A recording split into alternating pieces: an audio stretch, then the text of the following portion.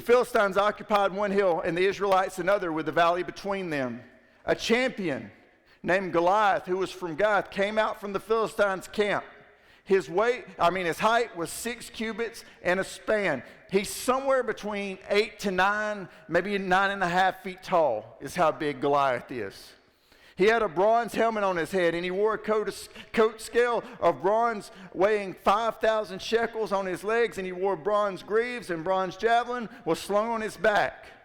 His spear shaft was like a weaver's rod, and its iron point weighed 600 shekels. And his shield bearer went ahead of him. And Goliath stood and shouted to the ranks of Israel, "Why do you come out and line up for battle? Am I not a Philistine? And are you not the servants of Saul? Choose a man and have him come down to me. If he is able to fight and kill me, we will become your subjects. But if I overcome him and kill him, you will become our subjects and serve us." And then the Philistines said, "This day," he's saying this, he's right out in front of them, "This day I defy the armies of Israel.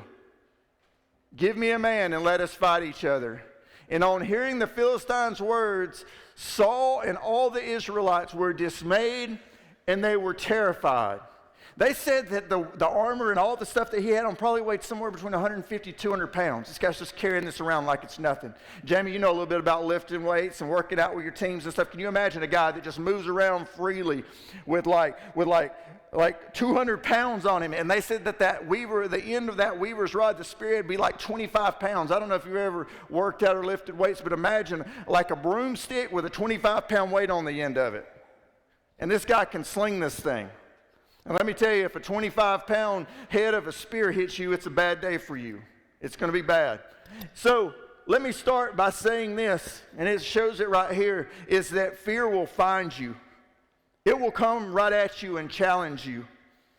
And what are you doing now to prepare for the day it arrives? Because in a moment, it'll spring on you.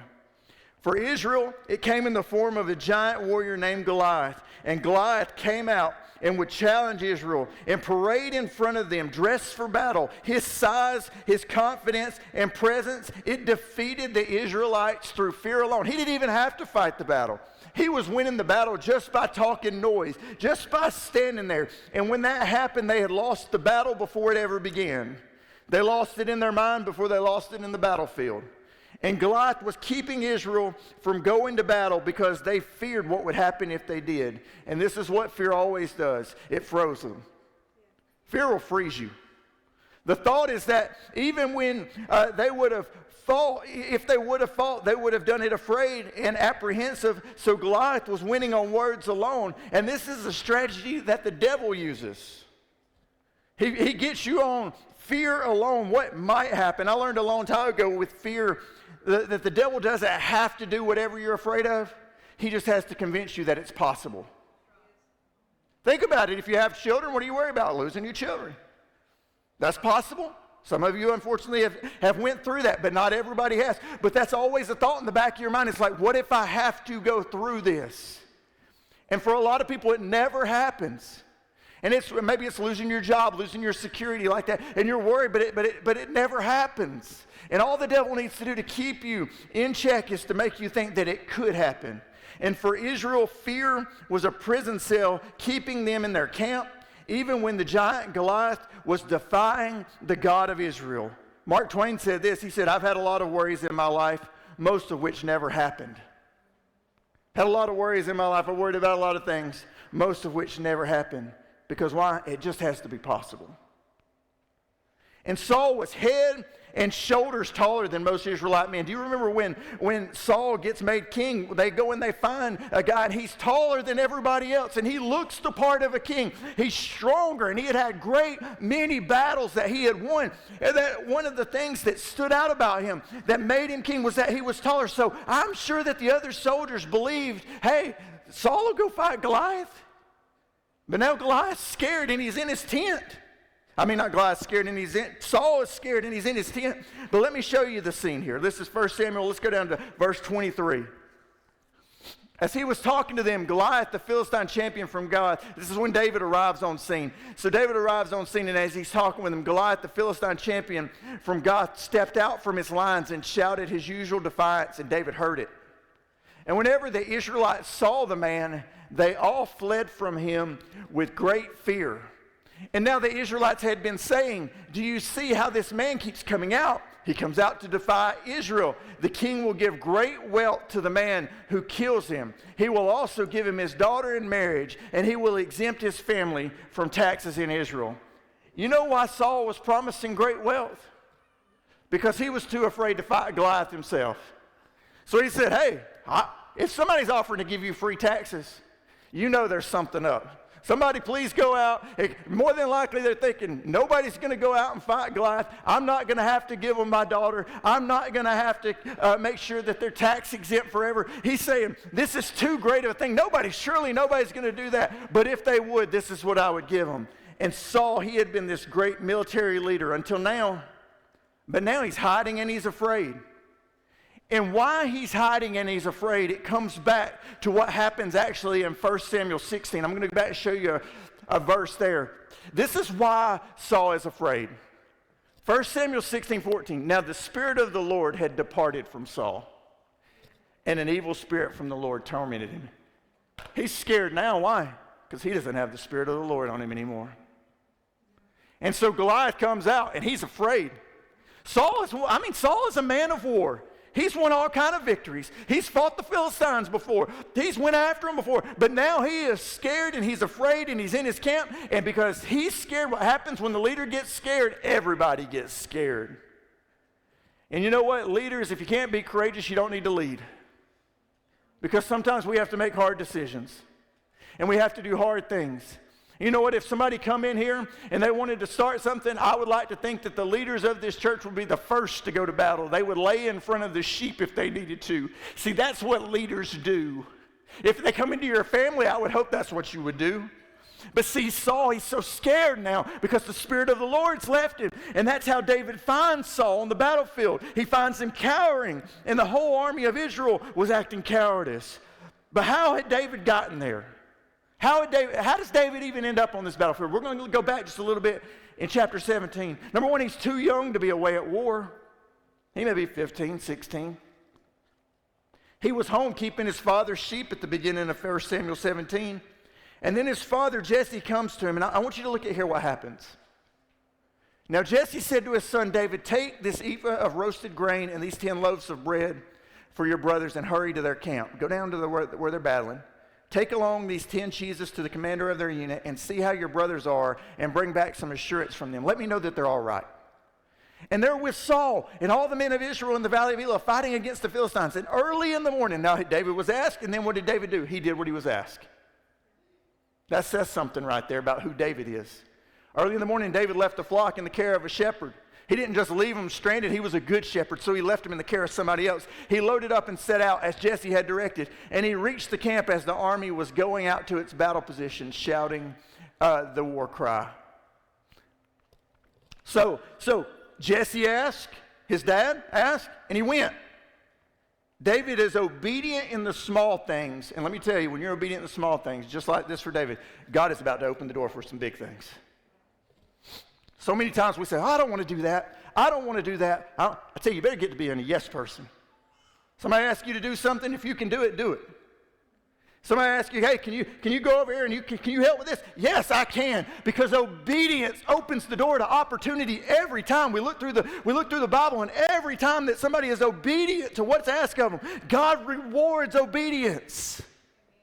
David arrives at the battlefield to deliver the things that his father had sent his brothers. He starts surveying the situation. He said, Goliath is defying the armies of God. And he starts asking questions about what's going on. And then what happens a lot of times is the same for us. The naysayers arise. And unfortunately for David, the naysayer was in his own brother. Look here. When Eliab, David's oldest brother, heard him speaking with the men, he burned with anger at him and asked, why have you come down here? And with whom did you leave those few sheep in the wilderness? Notice he puts them down right here. Who did you leave those few sheep in the wilderness? I know how conceited you are and how wicked your heart is. You came down only to watch the battle. Now let me show you what the King James Version says in this next verse, 17:29. And David said, what have I done now? I love this. Is there not a cause? David is underestimated by his brother. Happens. He's falsely accused by his brothers. Oftentimes the people closest to you can say the meanest things. Yet he still stood for what he knew was right. And the Philistine had defied the armies of God. And David looked at his brother who should have been down there battling. And he says, you know what? You're mad at me for being down here, but is there not a cause? Is there not a reason for us to go to war? There's a guy up on the hill who's sitting there talking about the God of Israel. There's a guy up there who's talking about how weak our army is. There's a guy up there who cares nothing about God, and all of you are cowards. But is there not a cause? When you're working in ministry, when you're serving your family, when you're going to your job every day, sometimes you need to remind yourself, is there not a cause? There's a cause why I get up and go to work. I want to take care of my family. There's a cause why I come to church. There's a cause why I've brought my children to church their whole life. I want them to know the Lord. Is there a cause? There's always a cause. There's a reason that we pour our hearts out in the devotion and service. It's not for man's applause, but it's for a cause that's greater than us. And David could have quit when he was ridiculed, when his brothers questioned his integrity. I've seen so many people do this. As soon as somebody questions them, they quit. As soon as somebody starts, oh, they're so mean, I just can't do this anymore. You know what? You're not the one then. You're not the one. But when David's brothers questioned him, in that moment of accusation by those he loved the most, he didn't stand with his brothers. He stood on the Lord. And David volunteered to fight Goliath to the dismay of Saul and his whole army. And this is what's so sad about this story. A boy was going out to do a man's job. Man, we got to do better. We got to do better. They shouldn't have allowed this to happen. I know that it was God working through David, but a boy shouldn't be going out to do a man's job. Saul couldn't get it done, so God had to raise up somebody that could. And it's the one thing to say, you know what? There's a problem. Somebody should do something about this. There's trash all in the parking lot out there. Somebody should clean that up. You know what? It's a mess over here. Or like on Sunday, the bathroom's overflowing. Somebody should do something about that. But it's another thing. It's a whole other thing when somebody says, I'll do something about this. And that's exactly what David does in verse 32. Look, David said to Saul, let no one lose heart on account of this Philistine. Don't be upset, guys. It's going to be fine. Because your servant's going to go and fight him. He says, no, don't worry. Be cowardice. It's fine. I got it. I'm going to go do it. I'm going to go do what the other people won't do. Goliath at this time, he's been coming out for 40 days, guys. And they've been too afraid to go. And when you say, I'll do something about it, at that point you have skin in the game. Responsibilities on your shoulders. Accountability on your action. And eyes on you for the next move. And Saul looked at David and saw a shepherd boy amongst trained warriors. But David had abilities that Saul didn't know anything about. See, what David had worked out in private, God was about to display in public. That's where we win as Christians. Work it out in private. Work it out when nobody's around. Get with the Lord. Get alone with Him. Open up His Word. Read it. Learn from it. Worship Him. Pray. Do all of those things alone. And then what happens is moments like what had happened tonight. When you worship in private, and then when you get in public, it just overflows. You're not pulling from a well that's dry. That's what's so sad is some people, they want to get Jesus on Sunday, and they might get Him on Wednesday, but don't do nothing else. And then they get back to the next Sunday, and they go, why do I feel so dry, and why do I feel like I never can talk to the Lord? It's because you never talk to the Lord. David worked it out in private, and it's about to be displayed in public. Look here. Saul replied, you're not able to go out against the Philistine and fight him. Why? Because he don't know what's been going on in private. You're only a young man, and he's been a warrior from his youth. But David said to Saul, your servant has been keeping his father's sheep. Now look, I'm telling you, he's 15, and I want you to see this. When a lion or a bear came and carried off a sheep from the flock, I went after it. He didn't say I stood back and defended it. He said, I went after it. I went and got it. I struck it and rescued it from its mouth. I don't even know what that looks like. I can't even imagine doing that as a grown man, going after a bear and a lion. And when it turned on me, see, he didn't kill it with one shot from a distance. He said, when it turned on me, I seized it by its hair. I struck it and killed it. He's ready. Hey, Saul, it's going to be okay. He's got it. He's the guy in the lunchroom that's got it figured out. He's about to let everybody know the whipping he's about to give everybody. Your servant has killed both the lion and the bear. The uncircumcised Philistine will be like one of them, because he has defied the armies of the living God. And the Lord who rescued me from the paw of the lion and the paw of the bear will rescue me from the hand of the Philistine. And Saul said to David what any coward would do. He said, well, go and the Lord be with you. I guess so, after reading that resume. After he goes up and he says, I killed the lion, I killed the bear, and when it tried to seize me, I just grabbed it by its hair and made sure it was dead. Saul said, well, all right, well, you got it. I've killed a bear and a lion. That's not a weak resume. Saul's too scared to go, so he says, go and the Lord be with you. And David had been in the field with the sheep, slaying the enemies of his sheep, the lion and the bear, and he had been preparing for battle with Goliath, unbeknownst to him his whole life. Why? Because when you work it out in private, God prepares you for public. David didn't get up that morning knowing that he was going to go out there and kill a giant and that it was going to end up leading him to be the king of Israel. He didn't know that. He didn't know what the day held for him. And you know what? In the morning, you don't know what the day holds for you. But you can kill the lion and the bear in private. You can lay it out before the Lord. You can spread it out. You can lay it over your children. You can cover them. I loved it. It said, I pour my oil on you. I thought about that. I thought, everybody's oil's not the same. Joel's pouring his oil over his family. It's his oil. It's something that he's brought forth. I'm pouring my oil over my family. I pour my oil out, and then I'm just laying it out as worship, and it's my oil. It's something that was made inside of me, something that was made from the crushing. Because all oil's made from the crushing. And we've all been there. And David worked it out in private, and now it's about to come public. And the whole time he thought, I'm just killing a bear and a lion. I'm protecting sheep. God saying, no, you're about to kill a giant. And those sheep you've been protecting are going to be just like the people of Israel. I'm going to use you to protect them as well. I know you're a boy now, but in about 15 years, you're going to take over the kingdom.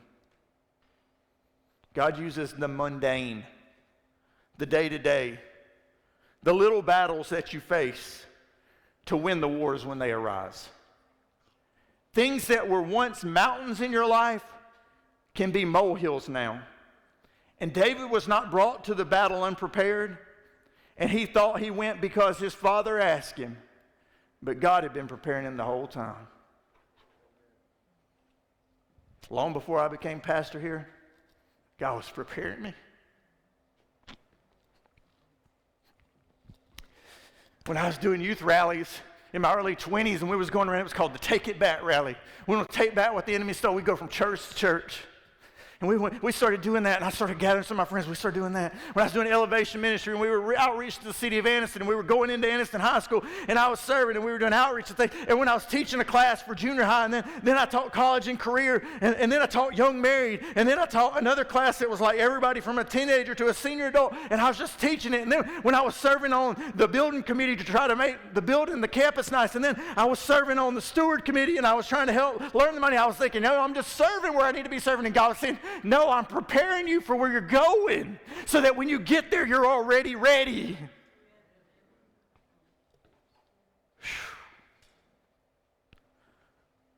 1 Samuel 17:41. Meanwhile, the Philistine with his shield bearer in front of him kept coming closer to David. Big mistake. He looked David over and saw that he was little more than a boy, glowing with health, handsome, and he despised him. And he said to David, am I a dog that you come at me with your sticks? And the Philistine cursed David by his gods. Notice the little g there. It's not God, it's his gods, little gods. Come here, he said, and I'll give your flesh to the birds and the wild animals. Let me just tell you, Goliath, your talking's not going to be enough here in just a second. You've been talking for days, but it's about to come to a head. And David said to the Philistine, you come against me with the sword and the spear and the javelin, but I come against you in the name of the Lord Almighty, the God of the armies of Israel, whom you have defied. This day the Lord will deliver you into my hands, and I'll strike you down. And not only will I strike you down, I'll cut off your head. This very day I'll give the carcasses of the Philistine army to the birds and the wild animals, and the whole world will know that there is a God in Israel. Doesn't sound like a 15-year-old boy to me. He got some vocabulary there. He's got some comebacks. Maybe he's been thinking of them while he's been in the field as well, because he's got some pretty good lines there. All those gathered here will know that it's not by sword or spear that the Lord saves you, for the battle is what? The Lord's. And he will give all of you into our hands. And the Philistine moved closer to attack him, and David ran back and hid. No, David ran toward him. He ran toward the battle line to meet him. What happens in a fight most of the time? One guy looks at the other and they step back and they wait for the guy to move. But it's a bad day when the guy on this side, his first move is this. He's going in to do some damage. David is 15, 16 years old. This guy is probably, 3.5, 4 feet taller than him. And he springs like a ninja going right at him. And I love it. He reaches into his bag and taking out a stone, he slung it and he struck the Philistine on his forehead. And the stone sank into his forehead. And he fell face down on the ground. So he knocks him out. And then David triumphed through the Philistine with a sling and a stone. And while he's lying there, he says, well, let's make sure he's done. With a sword in his hand, he struck down the Philistine and killed him. And there's part of that somewhere that's missing it. So David triumphed the Philistine with a sling. Without a sword in his hand, he struck down the Philistine and he killed him. And from that day, I guess I'm missing a verse there. But what he does is he goes over and he takes Goliath's sword and he cuts off his head. I believe that's the final blow there. David had the heart of a warrior. His first move was not in defense, waiting to see what Goliath would do. His first move was toward Goliath. And he wasn't forgotten the fields with the sheep. He was being preserved and prepared for that appointed time. And that morning when David obediently carried the things to his brother because his father asked, his obedience was opening the door for his opportunity. And simply by saying yes to his father, it put him in the position to never leave the king's service again. What do I mean by that? This is how chapter 18 starts off. It's right after this. From that day, Saul kept David with him and did not let him return home to his family. When David left that morning, he wasn't coming back to Jesse's house. See, there's days of reckoning. There's days when the Lord says, now is the time. Now is the time for you to move into what I've been preparing you for the entire time. I know that it seemed mundane and it seemed like none of this mattered, but because of your faithfulness in this season, today is the day that this new season starts. I could look back and I could tell you many moments in my life where it's been like that, where I got up one day and it was just different that day.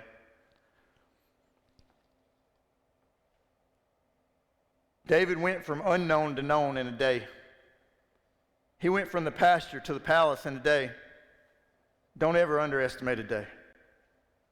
I know some days are long and they seem like they have no meaning, but don't ever underestimate a day. He looked incapable to those looking on, but beneath what they knew was a warrior king, and they saw a frail shepherd boy, but even in his youth, there was a passionate shepherd who had killed for his flock. I've often been underestimated. I get that for David, but I believe in the cause.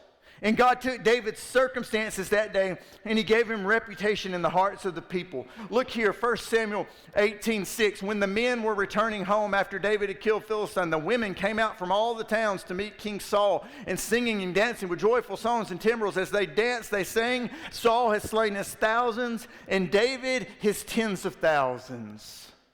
And Saul was very angry. This refrain displeased him greatly. He said, they've credited David with tens of thousands, he thought, but me with only thousands. What more can he get but the kingdom? And from that time on, Saul kept a close eye on David. All of a sudden, in one day, David's reputation was greater than Saul's. Saul's credited for thousands. David's credited for tens of thousands. See, when the Lord wants to build your reputation, you won't have to throw yourself a parade for everyone else to see. You won't have to post how great you are on social media. You won't have to tear down someone else so you can look better. Others will tell your tale. David didn't have to do anything that day to be obedient to what was in front of him. And then by the time he got back to the city, everybody was singing his praises about how great he was. Saul looked at the outer situation and know this shepherd boy, there was no way he could win. But think about this from a spiritual standpoint. God was working through David and there was no way he could lose. And what Goliath underestimated cost him his life. David had naysayers in Saul's kingdom. Everybody will always have somebody that says you can't. The kingdom had been brought because of his victory over Goliath, and Saul himself was an enemy of David, and because of his jealousy wanted David dead. And Saul, before he began to go after David's life, he sought to manipulate David by bringing him into his family. And Saul tried to make David his son-in-law, and he did it so that he could control him. Let me show you this. This is chapter 18. This is after the battle here. Saul was afraid of David because the Lord was with David but had departed from Saul. So he sent David away from him and gave him command over 1,000 men, and David led the troops in their campaign. David's young at this time. He's 16, 17 years old probably. And everything he did, he had great success because the Lord was with him. And when Saul saw how successful he was afraid of him. But all Israel and Judah loved David because he led them in their campaigns. And Saul said, David, here is my oldest daughter, Merab. I will give her to you in marriage. Only serve me bravely and fight the battles of the Lord. I can't do it, David, so I need you to. For Saul said to himself, I will not raise a hand against him. Let the Philistines do that. So he says they're going to kill him. But David said to Saul, who am I, and what is my family or my clan in Israel that I should become the king's son-in-law? So when the time came for Merab, Saul's daughter, to be given to David, she was given in marriage to Adriel of Meholah. And now Saul's daughter, Michal, she was in love with David. And when they told Saul about it, he was pleased by that. He said, I'll give her to him, he thought, so that she may be a snare to him, and so that the hand of the Philistines may be against him. So Saul said to David, now you have a second opportunity to become my son-in-law. So he wants to control him. Then Saul ordered his attendants, said, speak to David privately and say, look, the king likes you. And his attendants all love you. Now become his son-in-law. And they repeated these words to David. But David said, do you think it's a small matter to become the king's son-in-law? I'm only a poor man and little known. And when Saul's servants told him what David had said, Saul replied, say to David, the king wants no other price for the bride than 100 Philistine foreskins to take revenge on his enemies. And Saul's plan was to have David fall by the hands of the Philistines. But when the attendants told David these things, he was pleased to become the king's son-in-law. So before the allotted time elapsed, David took his men with him and went out and killed 200 Philistines and brought back their foreskins. He brought back double what was asked of him. And they counted out the full number to the king so that David might become the king's son-in-law. And then Saul gave him his daughter Michal in marriage. And when Saul realized that the Lord was with David and that his daughter Michal loved David, Saul became still more afraid of him, and he remained his enemy the rest of his days. David wouldn't do it at first, would he? Then Saul, trying to have David killed, said, the price is 100 Philistine foreskins, thinking the Philistines would kill David. But what others saw as opposition, David saw as opportunity. Look, the king wants no other price for the bride than 100 Philistine foreskins to take revenge on his enemies. Saul's plan was to have David fall by the hands. And when the attendants told David these things, he was pleased. Saul thought, this will get him killed. And he said, this is great. He just wants this price. I'll pay this price. I'll get his daughter. And they thought they were giving David what looked like a death sentence, but God put it in David's heart as the next step to unlock David's destiny. David is a noble young man, and if he's going to be the king's son-in-law, he was going to earn it and pay the price that the king requested. And just the way David saw this as an opportunity when it should have been opposition shows me this, that what the enemy meant for evil, God meant for good. What is in your life that others think is going to be opposition to you, but it's really opportunity? Step back in your situation. That may seem like it was meant to kill you or harm you, and ask God to give you eyes to see. He might just unlock his plan through it all. Trust what he's doing and don't lean into what man says. Like in 2019, when they told me I had a brain tumor, that's not something that I wanted. It's not, but when I stand back from it, I realized that God took what the enemy meant for evil and he did something good through it because he unlocked me a different viewpoint on my life. I started understanding life a little bit different. And I don't think God gave me a brain tumor, but what I do think is that he built me through it, because God takes what the enemy means for evil and he turns it for good. Life will always be mountaintops and valleys.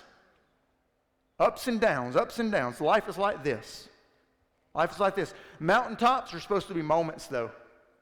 We're carried to the height, we see it, but we're not meant to stay there. So you should be building in the bottom. Then, if you're not on a mountaintop and you're not in a valley, everything else will be the climb. Climbing back up, climbing back up. And too many surrender and shut down in the valleys when you should be sinking and strengthening in the low moments. Because if you can learn the voice of the Lord in the quiet silence of the valley moments in your life, when you get to the mountain, it'll feel like he's shouting at you. If you can hear him when it's dark and lonely, if you can hear him then, like Elijah, after dramatic events, God spoke to him in what? A gentle whisper, not the wind, the earthquake, or the fire. Samuel heard God's call in the quiet of the night while in the temple. Joseph received divine guidance in dreams during quiet, uncertain times, showing mercy and faith. And Jesus often withdrew to lonely places to pray and rest, teaching the necessity of quiet for connection. David was brought through battles, but it was never about making David great, although he's still remembered greatly. We see Israel's flag, it still has the Star of David on it. It was God being greater because of David. God's power shone through David. David would shepherd God's people just like he shepherded his sheep. He would battle for them and care for them and carry Israel into some of its greatest times. He would bring the ark of God back to Israel, signifying the return of the presence of God, all because a boy trusted in the Lord. And even when the battle didn't seem fair, God proved that he was Lord of the battle. From the beginning, David declared that the battle belonged to the Lord. What did I show you a while ago? Was this verse right here. All those gathered here will know that it's not by sword or spirit, but that the Lord saves, for the battle belongs to the Lord. And this verse emphasizes that it's not military might. It's always going to be secondary to God's power. When we trust in the Lord with our life, he's going to lead us to places to make his name great. And David's obedience in the sheep field carried him to the battlefield, and his love for the Lord carried him from pasture to palace. And when we submit to the Lord, he will use us to continue to make his name great. And I don't know where it'll lead you. But through it all, the Lord will prove victorious as always. Some break down in battle, but some break through in the battle. And I encourage you to be like David and have such a faith in the Lord that the Lord will provide, that you will face whatever others cower from and what others deem impossible when you understand, and you begin to understand tonight, that the victory comes from the Lord. It doesn't come from your own ability. This is the way I want to close tonight. Let's stand together. This is our last regular Wednesday of the year. Next week will be our last Wednesday of the year. We will have candlelight and communion next week. Normally we pray on the last Wednesday of the month. This is what I want to do tonight. I want us to gather around the altar. I want us to pray for this church. For just a few minutes tonight, I want us to close out this way. I want us to pray for the church. I want us to pray for God's guidance. I want us to pray that God will use this church in 2026 like he has never used it before. And it will be all about his great name. And it'll be all about his people that he wants to reach and love. And there'll be people standing here next year that got saved because of these prayers. So guys, I don't know if you could play something soft back there, but let's gather around the altars tonight. Let's lift up the Lord. Let's pray. Take a chance to pray for some of these other churches in this area. We need all of them to be successful. We need all of them to double and triple in size this year.